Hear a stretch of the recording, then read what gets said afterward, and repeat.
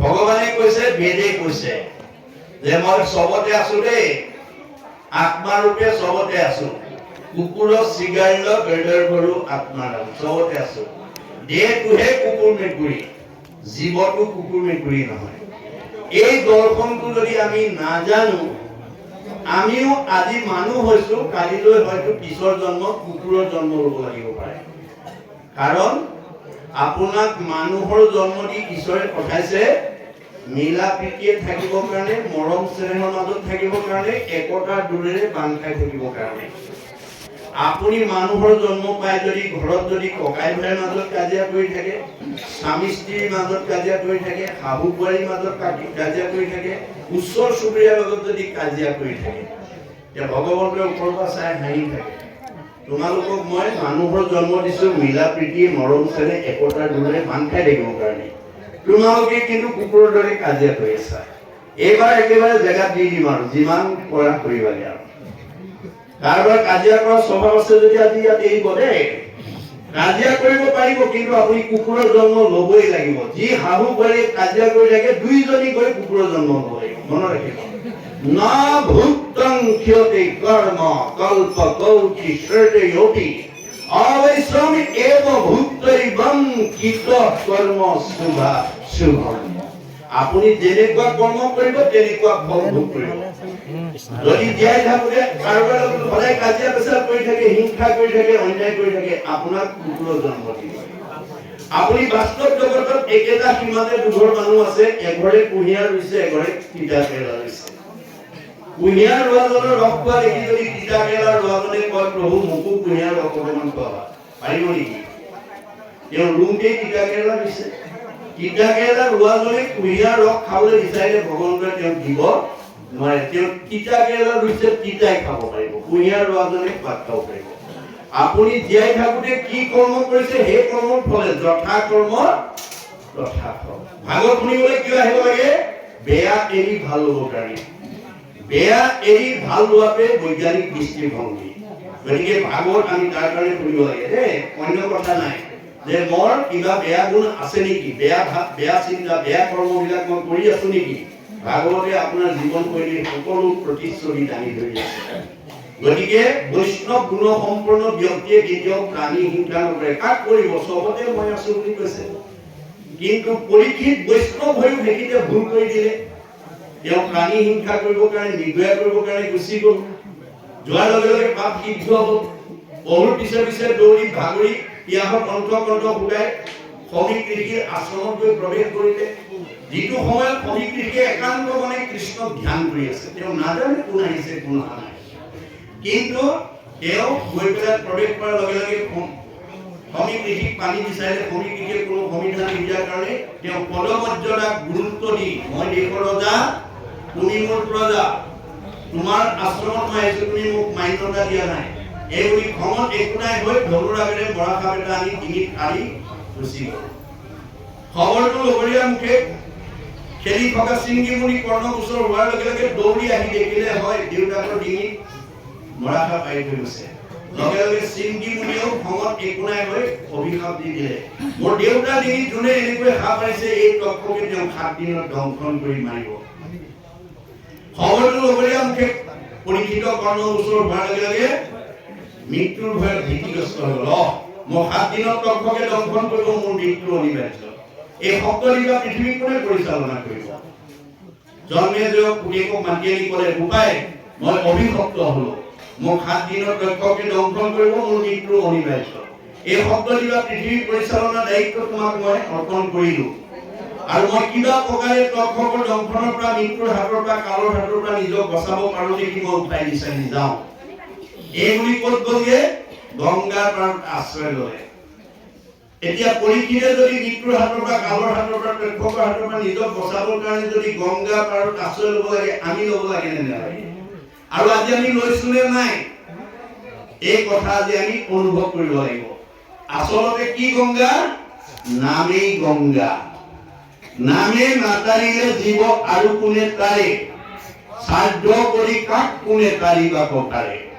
কাৰ শ্ৰাদ্ধ কোনে কৰে, শ্ৰাদ্ধ কোনে খায়, কেৱলে নিজৰ মাত্ৰ জীৱিকাৰ উপায়। এক শ্ৰেণী বুদ্ধিজীৱীয়ে এটা জীৱিকা পথে লৈছে। গতিকে এয়া মহাপুৰুষৰ বাণী। গতিকে খবৰটো পোৱাৰ লগে লগে দেশৰ মানে ৰাজ্যৰ দেৱৰীষি, ৰাজ্যৰীষি, ব্ৰহ্মৰীষি, ঋষিজকে প্ৰমুখ কৰি গণ্যমান্যসকল আহি পৰীক্ষিতৰ সন্মুখত সমবেত হ'ল। এই কথাটো আমাক কি শিক্ষা দিছে? আপোনালোকৰ দৈয়াং আঞ্চলিক বা কাছমাৰী মণ্ডলত বা নমাটি গাঁৱত বসবাস কৰি থকা ব্যক্তিবিলাকৰ ভিতৰত বিভিন্ন জাতি জনগোষ্ঠী, বিভিন্ন সমাজৰ, বিভিন্ন পৰিয়ালৰ, বিভিন্ন বংশৰ, বিভিন্ন ধৰ্মাৱলম্বী লোক থাকিব পাৰে। ধৰ্মৰ ভিন্নতা থাকিব পাৰে, পৰিয়ালৰ ভিন্নতা থাকিব পাৰে, সমাজৰ ভিন্নতা থাকিব পাৰে, জাতিৰ ভিন্নতা থাকিব পাৰে, কিন্তু আত্মাৰ ভিন্নতা নাই। আমি সকলো ঈশ্বৰৰ অংশ জীৱ দেই। তোমাৰ একে অংশ আমি যত জীৱ যাক। তোমাৰ মায়াই প্ৰভু বান্ধিলে আমাক। মায়াই বান্ধিলে আপোন পৰ, চুত বৰ, উচ্চ নিচ, ধনী দুখীয়া, বগা কলা ইত্যাদি ভাৱ আমাৰ মনত সোমাই দিলে। গতিকে এইটো মায়া। গতিকে মায়াই আমাক কি কৰে? ভাগ ভাগ কৰি দিব, বিভাগ কৰি দিব, বৈষম্যতা আনি দিব। গতিকে আমাক এই প্ৰথম স্কন্ধ ভাগৱতৰ ঋষিমুনিসকলৰ সমবেত হোৱাতে আমাক কি শিক্ষা দিছে? যে আপোনালোকৰ নমাটি গাঁৱত যিমান জাতি জনগোষ্ঠী, যিমান বংশ পৰিয়াল, যিমান সমাজৰ, যিমান ধৰ্মৰ লোক নাথাকক কিংবা আত্মা দৃষ্টিত আমি চব ভগৱন্তৰ অংশ জীৱ। সেই ফালৰ পৰা কোনো লোক যদি বিপদগ্ৰস্ত হয়, প্ৰধানকৈ জন্ম, মৃত্যু, বিবাহ, এই তিনিটা সময়ত আমি এটা সহানুভূতি দিয়া, এটা সহযোগিতা কৰা, এটা মানে দিহা পৰামৰ্শ দিয়াটো মানৱীয় ধৰ্ম। মনত ৰাখিব কথা, এইটো মানৱীয় ধৰ্ম। গতিকে সকলোকে মৃত্যুৰ সন্মুখত আগমুহূৰ্তত দেখা পোৱাৰ লগে লগে পৰীক্ষিতে প্ৰশ্ন কৰিলে, কোৱা দেৱৰীষি, কোৱা ৰাজৰীষি, কোৱা ব্ৰহ্মৰীষি, কোৱা ঋষিজ, কোৱা গণ্যমান্যসকল, মই কি কৰিলে তক্ষকৰ দংশনৰ পৰা নিজক বচাব পাৰিম? ৰজাৰ প্ৰশ্ন শুনি প্ৰত্যেকে নিজা নিজা অভিমত আগবঢ়ালে। কোনোৱে ক'লে তপ কৰা, কোনোৱে ক'লে জপ কৰা, কোনোৱে ক'লে যজ্ঞ কৰা, কোনোৱে ক'লে দান কৰা, কোনোৱে ক'লে তীৰ্থ কৰা, কোনোৱে ক'লে স্নান কৰা। নানা ঋষিৰ নানা মত। নানা ঋষিৰ নানা মতে পৰীক্ষিতৰ মৃত্যু ভয় আঁতৰ কৰিব নোৱাৰিলে। কিয়?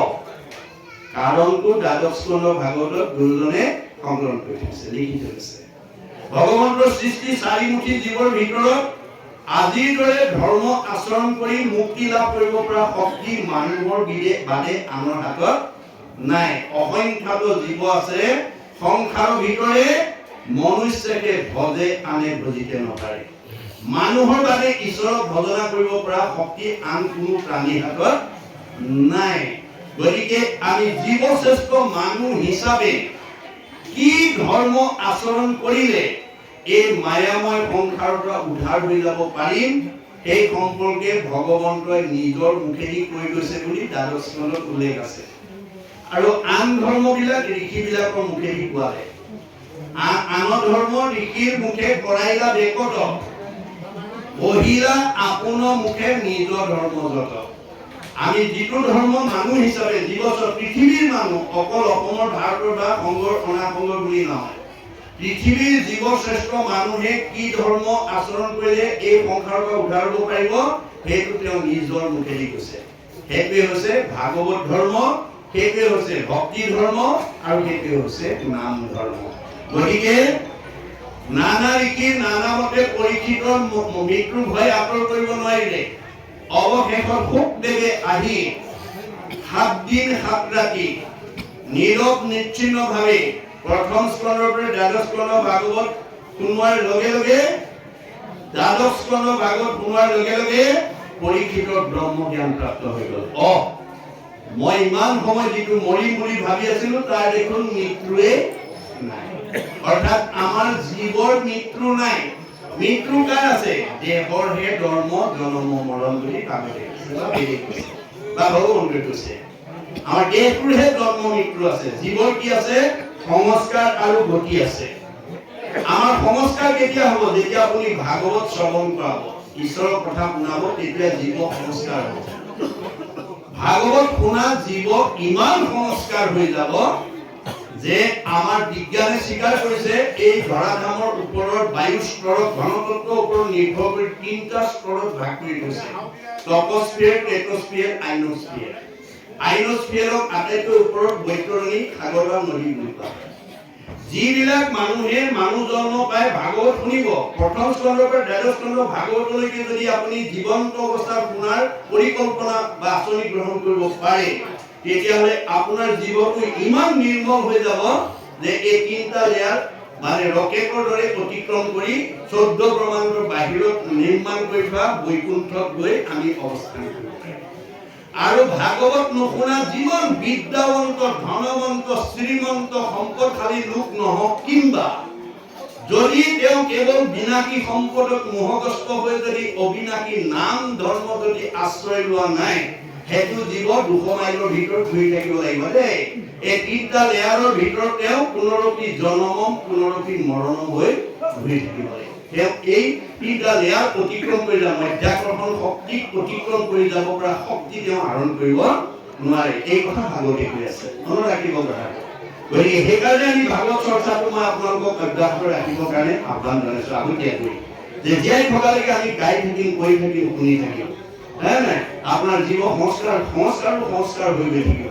গতিকে এই কথা পৰীক্ষিতে তেতিয়া গম পাই গ'ল যে জীৱৰ মৃত্যু নাই। 12 স্কন্ধ ভাগৱত শুনাৰ লগে লগে ব্ৰহ্মজ্ঞান প্ৰাপ্ত হৈ গ'ল। আজি আমি নজনা কাৰণে আজি আমি কৈছিলো কি দয়াং আঞ্চলিকৰ আমুকা মৰিল, কামুকি মৰিল, স্বৰ্গগামী হ'ল, বৈকুণ্ঠগামী হ'ল, প্ৰয়াত হ'ল, বিদেহ হ'ল, ইহলীলা সম্বৰণ কৰিলে। আজি নানান শব্দৰে আমি কাৰোবাক মৰাটোকে গুচাই আছো।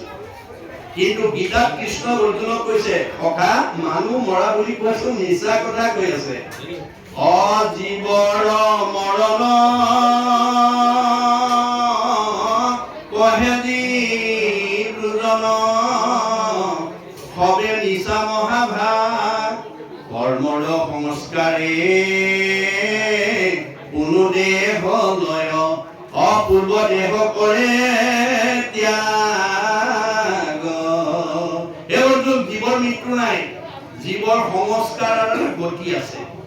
আমাৰ গতিটো কেনেকৈ হ'ব? গীতাত কৈছে, যেন যুগে তৃণ পাইলে এৰয় অপৰ, জীৱৰ দেহৰ জানা সেই পতন্ত। এটা শ্ৰেণী লোকে মুখৰ আগত আন এডাল বন নোপোৱালৈকে পিছৰডাল এৰি নিদিয়ে। ঠিক তেনেকৈ আমাৰ দেহত থকা জীৱটোৱে আন এটা দেহ নোপোৱালৈকে এইটো দেহৰ পৰা ওলাই নাযায়। যেন নৱ বস্ত্ৰক পুৰুষে পিন্ধে আগ, পুৰাতন বস্ত্ৰ আছে কৰে পৰিত্যাগ। আপুনি ফটা চোলা এটা পিন্ধি আছিল, বজাৰৰ পৰা নতুন এটা অনাৰ লগে লগে যেনেকৈ পুৰণাটো পেলাই নতুন পিন্ধে, আমাৰ দেহত থকা জীৱটো এই পুৰণা দেহ এৰি নতুন দেহলৈ গতি কৰে।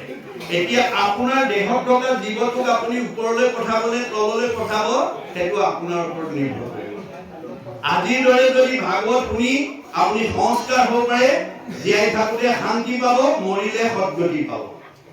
ধনে ধানে টকাই পইচাই গাড়ীয়ে মটৰে পকা ঘৰে দুৱাৰে শিক্ষা বিদ্যাই চব ফালৰ পৰা সচ্ছল, কিন্তু ঈশ্বৰৰ নাম নলয়, তেওঁৰ মন কেতিয়াও শান্তিত থাকিব নোৱাৰে। তেওঁ কেতিয়াও সুমংগলে পাৰ্থিৱ ধন টকা পইচা গাড়ী মটৰ পকা ঘৰ দুৱাৰে আপোনাৰ জীৱনটো সুমংগলে আগবঢ়াই নিব নোৱাৰে বুলি ভাগৱতে সিদ্ধান্ত দিছে।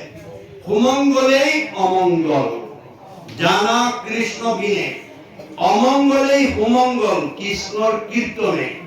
সব থাকিলেও আপুনি ওৱান আফটাৰ আনদাৰ, তাৰপিছত এটা অমংগল আপোনাৰ ঘৰলৈ নামি আহিব পাৰে যদি কৃষ্ণৰ মংগলময় নাম নকয়, নকোৱে, নুশুনে, নেগায়।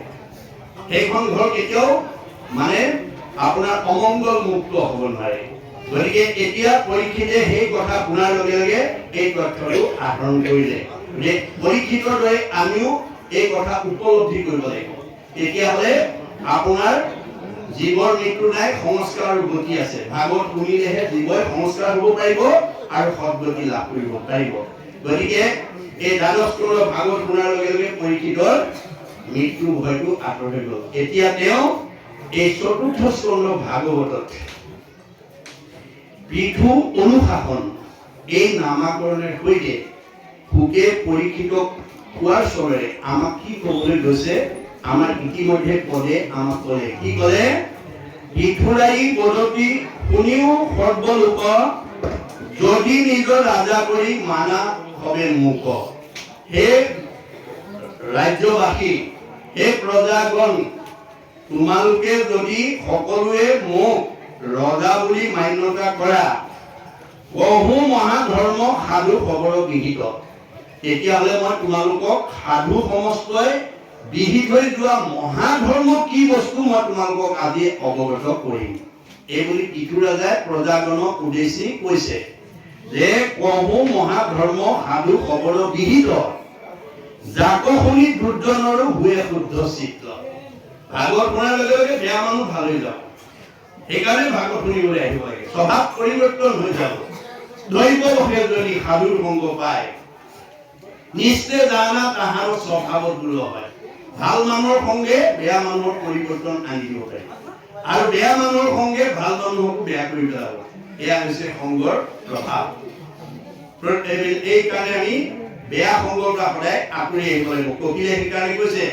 জীৱনত দুৰ্ভেদ্য পাপ সংগ হয় কিন্তু দুৰ্জনৰ সংগে জীৱে লাগে মা তুমি যদি জীৱনত ভাল মানুহ হ'ব খুজিছা বেয়া মানুহৰ সংগ ত্যাগ কৰিব লাগিব সেই সংগ নিজে যদি কৰে সাধু এয়া আজি আমাৰ সাধুৰ সংজ্ঞা কি বুলি দিছে যিসকল জীৱই মূৰ শুনিৰ মল কথা কহন্ত শুনন্ত ভগৱানে কৈছে মাকক মা যি মানুহে মোৰ শুনিমৰ কথা আনক কয় বা শুনে মোট মন দিয়া হবে তাপ এৰামন্ত মোট মনোযোগ দিয়াৰ লগে লগে মোৰ তিনিটা তাপৰ পৰা তেওঁলোক মুক্ত হৈ যায় তাকে সেই বুলিও সাধু জানিবা আই তাৰাৰ সংগক তুমি পাৰ্থিবা সদায় আপুনি এজন ভাল মানুহৰ লগ পাবৰ কাৰণে ৰাতিপুৱা সাৰ পাই উঠিয়ে হাত দুখন তেওঁ থকা ঠাইলৈ নি ক'ব লাগিব প্ৰভু তোমাৰ ভক্তৰ সান্নিধ্যত যাতে মোক এষাৰ অমৃতময় কথা শুনি মোৰ জীৱনটো যাতে সাৰ্থক কৰিব পৰাকৈ তুমি কৃপা দৃষ্টি কৰিবা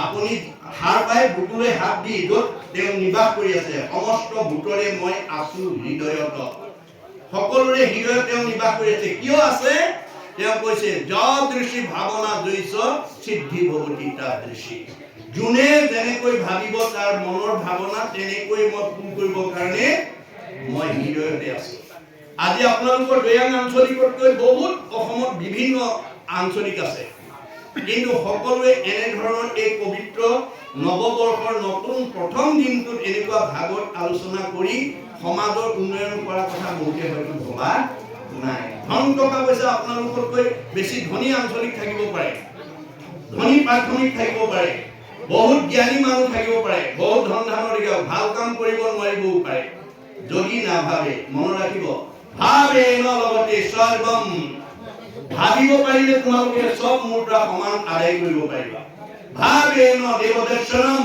ভাবিব পাৰিলে দেৱতা দৰ্শন কৰিব পাৰিবা ভাবে ন লগতে পৰম জ্ঞানম ভাবিব জানিলে পৰম জ্ঞানৰ অধিকাৰী হ'ব পাৰিবা তস্মাৎ ভাব অৱলম্বনম এই ধৰণে ভাল কাম কৰিবলৈ ভাবিব লাগিব আজি আমাৰ উঠি অহা প্ৰজন্ম ডেকা গাভৰু বিলাকে ভাগৱত শুনিবলৈ নাহে ভাগৱতৰ দৰ্শন নজনাৰ কাৰণে বাঞ্ছিত ঘৰৰ পৰা বহুত দম্পতি বঞ্চিত হৈ আছে কিয় কাৰোবাক লাগে ল'ৰা এটা পাই ছোৱালী এজনী কাৰোবাক লাগে ছোৱালী এজনী পাই ল'ৰা এটা গণ্ডগোল ক'ত লাগিলে ৰহস্য ক'ত মাধৱদেৱে কৈছে ৰহস্য জানে যিটো লোক সততে কীৰ্তন কৰে মুক ধৰি গৃহ ব্ৰত কৰি যত্ন বিপৰীত আপোনাৰ মানে এই কৃষ্ণ কথা শুনিবলৈ মহান যত্ন কৰি আহি পেলাই শুনিব লাগিব তেতিয়াহে আপোনাৰ ভাৱৰ পৰিৱৰ্তন হৈ যাব আজি আমাৰ বহুত উঠি অহা প্ৰজন্মই ভাগৱতৰ দৰ্শন নজনাৰ কাৰণে বঞ্চিত ফলৰ পৰা বঞ্চিত হৈ আছে তেওঁলোকে কোন সময়ত কেনেকৈ ভগৱানক মনৰ কথা ক'ব লাগে নাজানে নিয়ম নজনাৰ কাৰণে তেওঁলোকে বাঞ্ছিত ফলৰ পৰা বঞ্চিত হৈ আছে কিন্তু ভগৱানে কৈছে মই তোমাৰ হৃদয়তে আছো কিয় আছো তোমাৰ মনৰ বাঞ্ছা পূৰণ কৰিবৰ কাৰণে তুমি যেনেকৈ ভাবিবা যদৃশী ভাৱনা জৈছ সিদ্ধি ভৱতি তাদৃশী এতিয়া আমাৰ উঠি অহা প্ৰজন্মই বৈজ্ঞানিক আজি যিসকল ডেকা গাভৰু আছে কালিলৈ তেওঁলোকে সংসাৰ কৰিব লাগিব এইটো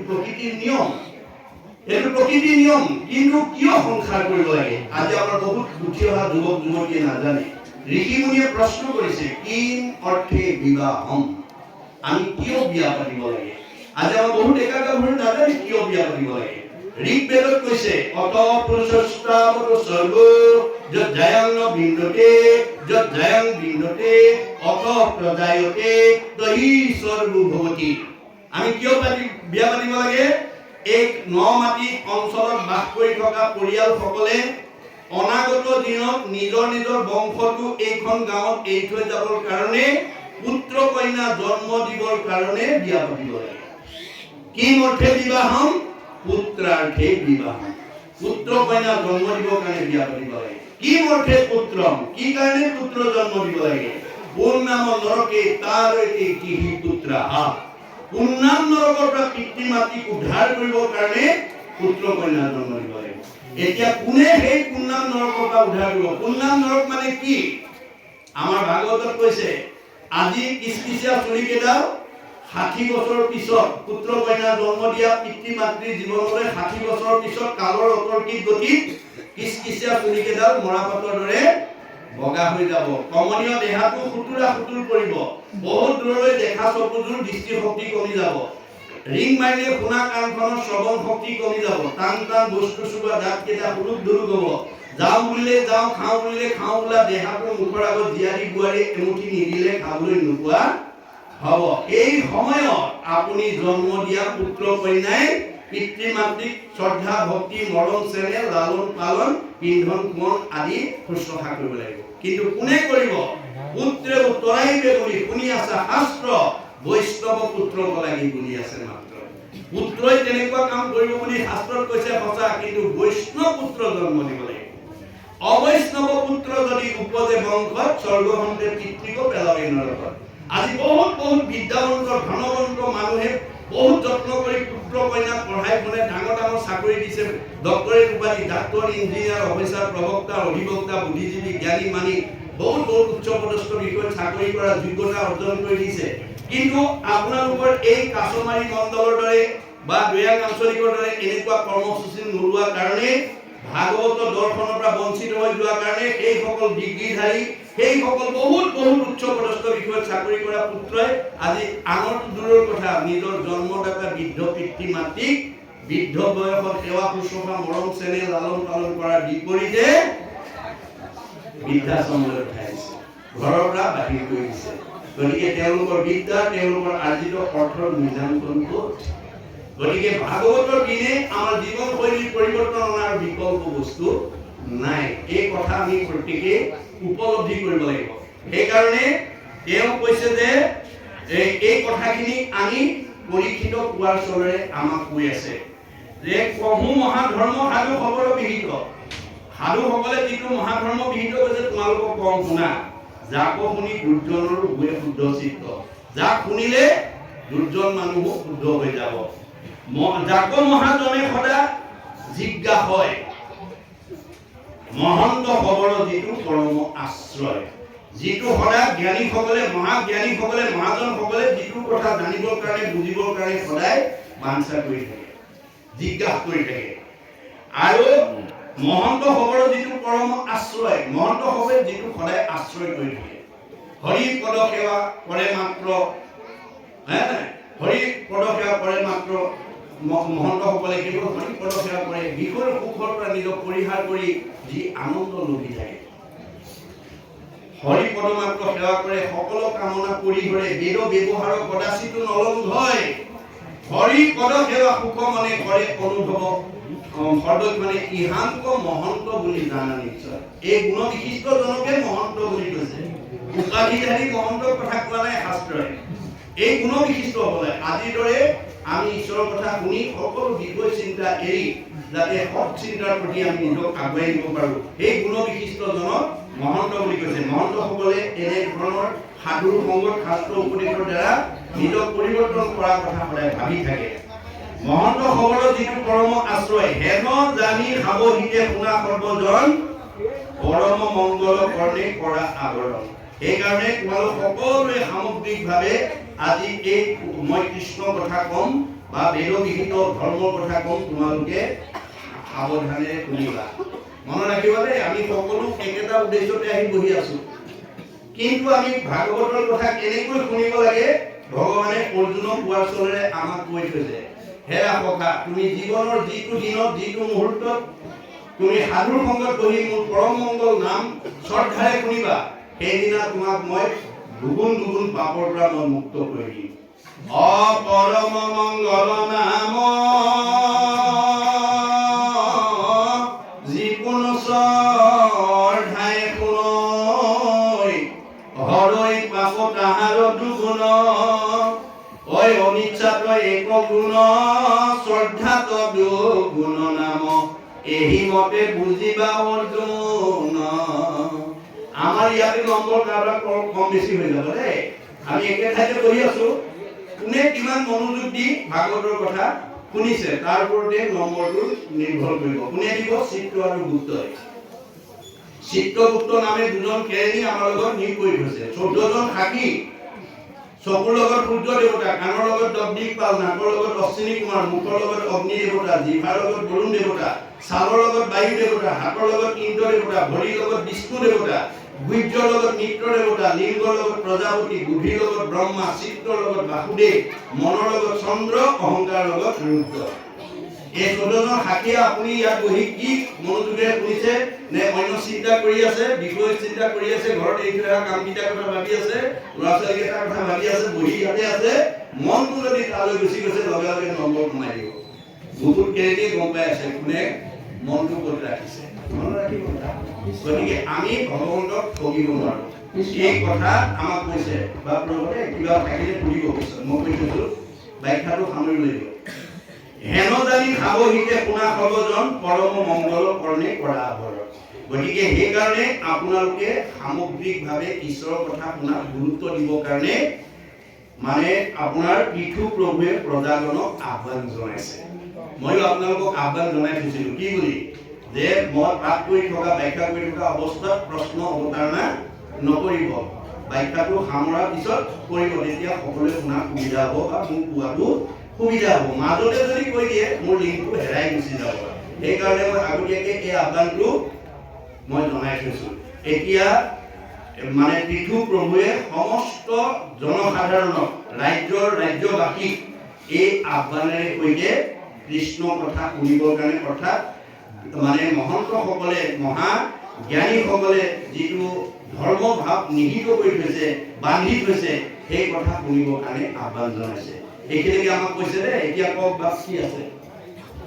কৃষ্ণ, এই আপোনাৰ ব্যাখ্যাৰ পৰাই মই এটা বুজিব বিচাৰিছো। আপুনি মই শব্দটোৰ অৰ্থ বহুতেই ক'লে, তাৰ ভিতৰত কৈছে যে মই আদি, মই মাজতো, মই শেষতো।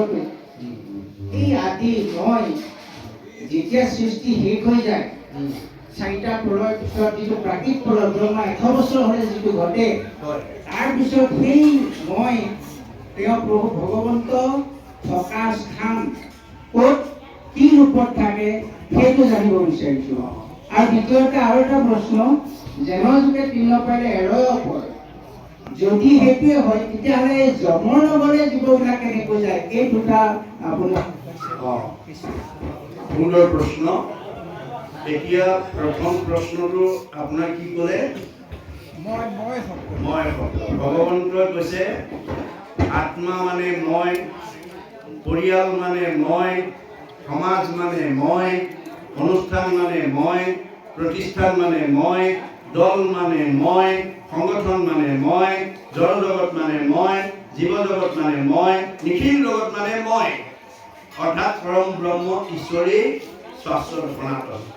মইহে থাকিম, জগত মিথ্যা, জগত আজি আছে কালি নাই। মহাপুৰুষ শংকৰদেৱে ভাঙনি কৰিছে, জগতৰ পূৰ্বে মই মাত্ৰ থাকো জান, কাৰ্য কাৰণৰ কিছু নাছিলে ক আন, মোক মাত্ৰ দেখিবে ক সৃষ্টিৰ মধ্যত, দেখা শুনা মানে মাত্ৰ মই বিচাৰত, মই অৱশেষ থাকো সৃষ্টিৰ অন্তত, কুণ্ডল ভাগিলে যেন শুনা স্বৰূপত। আমাৰ সোণৰ পৰা আইসকলে বা বাপসকলে বহুত অলংকাৰ তৈয়াৰ কৰিছে। আঙুঠি, দুগদুগী, মণি, খাৰুকে প্ৰমুখ্য কৰি বিভিন্ন অলংকাৰ তৈয়াৰ কৰিছে। গতিকে তাৰ কাৰ্যটো কি? সোণ। সোণৰ পৰা অলংকাৰবিলাক তৈয়াৰ কৰিছে। আৰু যিদিনাখন নিৰ্দিষ্ট সময়ত সেই অলংকাৰটো ভাগি যাব, তেতিয়া সি ক'লৈ গুচি যাব? সি আকৌ সোণ হৈ গুচি যাব বুলি কৈছে। সোণৰ পৰা মানে সৃষ্টি হোৱা অলংকাৰবোৰ ভাগিলে আকৌ সোণেই হৈ গুচি যায়, সি বেলেগ হ'ব নোৱাৰে দেই। গতিকে ব্ৰহ্মৰ পৰাই সৃষ্টি হৈছে কুকুৰ মেকুৰী গাহৰি ছাগলী মানুহ গছ তৰু তৃণ লতা এইবোৰ সকলো ভগৱানৰ পৰা সৃষ্টি হৈছে আৰু যেতিয়া বিনাশ হ'ব প্ৰলয়তে বোলক প্ৰাকৃতিক প্ৰলয়তে বোলক মানে হেৰি প্ৰলয় নৈমিত্তিক প্ৰলয় বোলক যি প্ৰলয় মহাপ্ৰলয় বোলক যি প্ৰলয়তেই আমি বিনাশ হৈ যাম তেতিয়া আমাৰ আত্মা গৈ ব্ৰহ্মত বিলীন হৈ যাব ব্ৰহ্ম সৰ্বব্যাপ্তমান সমস্ত জগতে ব্যাপী আচন্ত হৰি হে নাই সকলোতে ব্যাপ্তমান হৈ আছে ভগৱন্ত বায়ু যেনেকৈ সকলোতে আছে বায়ু নথকা জেগা ক'তো নাই গতিকে ভগৱন্ত থকা নথকা জেগা ক'তো নাই সেইকাৰণে মাধৱ পুৰুষে নাজানোহো আবাহন নাজানোহো বিসৰ্জন পূজা মন্ত্ৰ নাজানো কিঞ্চিত এতেকে পৰমেশ্বৰ দাস ভূলি চৰণত মূৰগতি সাধিলে উচিত বুলি কৈছে অৰ্থাৎ আপুনি ভগৱন্তক ক'ৰ পৰা আহ্বান কৰি আপোনাৰ ঘৰলৈ আনিব আকৌ ক'ৰ পৰা বিসৰ্জন দিব যিজন চবতে আছে তেওঁক আনিব কেনেকে পঠাব কলৈ যিটো বস্তু জগত ব্যাপ্তবান হৈছে ব্ৰহ্ম মহাপ্ৰলয়ৰ পাছতো ব্যাপ্তবান হৈ থাকে বায়ু ৰূপে সমস্ততে ব্যাপ্ত হৈ থাকে তেওঁৰ কোনো নিৰ্দিষ্ট জেগা নাই এই কথাটো কৈছে দেই দ্বিতীয় প্ৰশ্ন কি আছিলে অজুকে যেন তৃণ পাইলে এৰয় অপৰ এতিয়া জীৱৰ দেহৰ জানা সেই পতন্তৰ এতিয়া আমাৰ জীৱৰ মানে কৰ্ম অনুসৰি কোনোবা জমনগৰত যাব লাগিব কোনোবা এতিয়াতকৈ ওপৰলৈ যাব লাগিব কোনোবা এতিয়া তললৈ গুচি যাব লাগিব জীৱৰ স্থিতিটো একে নহয় আমাৰ জীৱন একে নহয় মনত ৰাখিব আপোনাৰ ন মাটিত বাস কৰি থকা গাঁওখনৰ কোনেও নাভাবিব মই সদায় ধনী হৈ থাকিম কোনেও নাভাবিব মই সদায় দুখীয়া হৈ থাকিম কোনেও নাভাবিব মই দুখত থাকিম কোনেও নাভাবিব মই সদায় সুখতে থাকিম গতিকে সুখ দুখৰ চকৰিটো কৰ্মফলৰ ওপৰত ভিত্তি কৰি ভগৱানে ঘূৰাই থাকে বুলি বেদে সিদ্ধান্ত দিছে কৰে শুভা শুভ কৰ্ম গুণৰ ইচ্ছাই কৰ্মফলে জীৱে সুখ দুখ পায় আপোনাৰ কৰ্ম দুখত কেতিয়াবা আপুনি মানে ডিষ্টাৰ্বিত হৈ যাবলগীয়া হ'ব পাৰে কেতিয়াবা জমৰ দুটৰ দ্বাৰা বহুত শাস্তি পাব লগা মাক বাপেকক মানে অত্যাচাৰ উৎপীড়ন কৰা জীৱবিলাক ইমান দুখী হৈ যায় যিটো পিতৃ মাতৃ জন্মিলেকো দেশত পুহিলেকো অনুদিন শতেক বছৰে সিটো পুত্ৰে তাৰ বুজিব নোৱাৰে পুত্ৰ হৈয়া যিটো পিতৃক নপুহৈ দুৰ্জন আতি আবাতি তাহাৰ মাংসক তাকে খোৱা হৈ জমৰ কিংকৰে খেতি কৰ্ম দুখত আপুনি শাস্তি খাবই লাগিব য'তেই নাযাওক জীৱ কৰ্ম অনুসৰিহে যাব হয় আপুনি ওপৰলৈ যাব নহয় আপুনি তললৈ যাব জীৱৰ মৃত্যু নাই গতি আছে হয় উৰ্ধগতি নহয় অধোগতি আজি আমি বহুত ওপৰলৈ আহি এনেকুৱা এটা জন্ম পালোহি যিটো জন্মত আজিৰ দৰে ভাগৱত শুনি ভক্তি কৰি সমস্ত কৰ্মবন্ধ বিনাশ কৰি আমি ভগৱন্তৰ ঠাইলৈ গুচি যাব পৰা অধিকাৰ আমাৰ আছে বেদে সেই কথাটো কৈছে কিন্তু এই মানুহ নামৰ জীৱটো পাবলৈ যাওঁতে আমি কিমান বাট অতিক্ৰমণ কৰি আহিব লগা হৈছে বিংশতি লক্ষণম স্থাৱৰম 20 লক্ষবাৰ আমি প্ৰত্যেকে বিভিন্ন প্ৰজাতিৰ গছ গছনি হেৰাইছো নৱলক্ষণ জলজ 9 লক্ষবাৰ বিভিন্ন প্ৰজাতিৰ মাছ মগৰ হেৰাইছো নৱলক্ষণ কুৰ্মাংশ 9 লক্ষবাৰ বিভিন্ন প্ৰজাতিৰ উভচৰ প্ৰাণী কাছৰ জন্ম পাইছো 300 লক্ষ পশু নাম 30 লক্ষবাৰ আমি বিভিন্ন প্ৰজাতিৰ জীৱ জন্তু হেৰাইছো 10 লক্ষ পক্ষী নাম 10 লক্ষবাৰ আমি বিভিন্ন প্ৰজাতিৰ মানে চৰাই চিৰিকটি হেৰাইছো 70 লক্ষ বানৰা 4 লক্ষবাৰ আমি বান্দৰৰ জন্ম পাইছো 2 লক্ষ অৰ্ধমানৱ হিতাহিত জ্ঞান শূন্য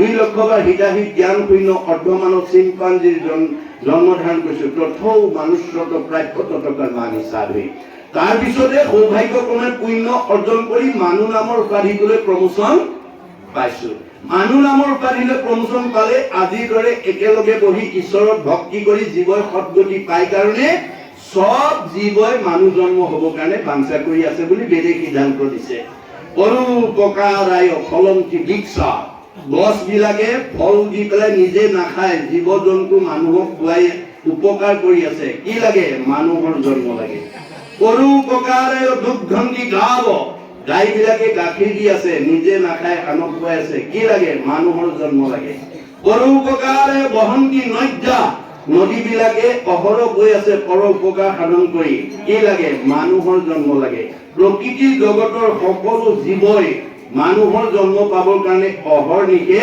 চেষ্টা কৰি আছে। প্ৰকৃতি জগতৰ দূৰৰ কথা, স্বৰ্গত বসবাস কৰা ব্ৰহ্মাকে প্ৰমুখ্য কৰি 33 কোটি দেৱতায়ো এই ধৰাধামত মানুহৰ জন্ম পাবৰ কাৰণে বাঞ্ছা কৰি আছে বুলি বেদে সিদ্ধান্ত দিছে। কি বুলি? অতহি দেৱা ইচ্ছন্তি জন্ম ভাৰত ভূতলে। এই ধৰাধামত যদি মানুহৰ জন্ম পায়, ঈশ্বৰক ভক্তি কৰি জীৱই পৰম গতি লাভ কৰিব পাৰে কাৰণে দেৱতা সকলেও মানুহৰ জন্ম পাবৰ কাৰণে বাঞ্ছা কৰি আছে। আৰু মানুহ হৈ যদি সেই কথা উপলব্ধি নকৰে, আমাৰ মাধৱ পুৰুষে ঘোষাত লিখিছে, মনুষ্যৰ জন্ম পাই হৰি নভজিলা অৱশ্যে হুইবা ভাই তৃণ তৰু শিলা। আপোনাৰ জীৱটো তৰু তৃণ শিলা, খালী ঠাইটো পুৰাবলৈ গুচি যাব লাগিব। তৰু তৃণ ওপৰলৈ আহি আছে। এয়া হৈছে জীৱৰ গতি। জীৱ একেদৰে নাথাকে, কৰ্মৰ ফলত চক্ৰবৎ পৰিৱৰ্তনতে দুখানিচ সুখানিচ। সুখ দুখ বোলা বস্তুটো চকৰিৰ দৰে ঘূৰাই থাকে। কিহৰ ওপৰত? কৰ্মৰ ওপৰত। মনত ৰাখিব কথাটো। কেতিয়াবা আপুনি যমৰ শাস্তি পাব লাগিব। আপুনি সেই শাস্তিটো মৰাৰ পিছত নহয়, এই জীয়াই থাকোঁতে আপুনি পাব। এনেকুৱা লাগিব যেন কিবা শগুনে টানিহে নিছে আপোনাৰ শৰীৰটো, এনেকুৱা লাগিব যেন জুয়ে পুৰিহে দিছে। এনেকুৱা এটা তাপগ্ৰস্ত জীৱন নিৰ্বাহ কৰিব লাগিব কৰ্মৰ দুখত। কিন্তু 5 জনে এই ৰহস্য ভেদ কৰে দেই। সন্ত, মহন্ত, ভক্ত, বৈষ্ণৱ, সাধু। এই 5 জনৰ ভিতৰত যদি আমি নিজকে গুণগতভাৱে এজন কৰি ল'ব পাৰো, মানুহেতো হিংসা কৰি নোৱাৰে, স্বয়ং ভগৱানেও নোৱাৰে। তাৰ উদাহৰণটো